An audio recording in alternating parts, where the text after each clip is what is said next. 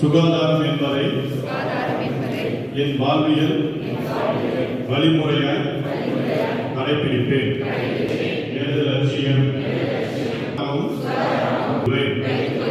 அலுவலகத்தில் உழைப்பதற்கான தொடர் முயற்சிகளை மேற்கொள்வேன்.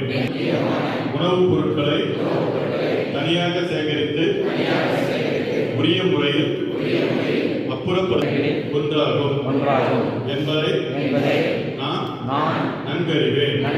தூய்மையை பேணி காக்க அரசு மேற்கொள்ளும் அனைத்து முயற்சிகளிலும் என்னை முழுமையாக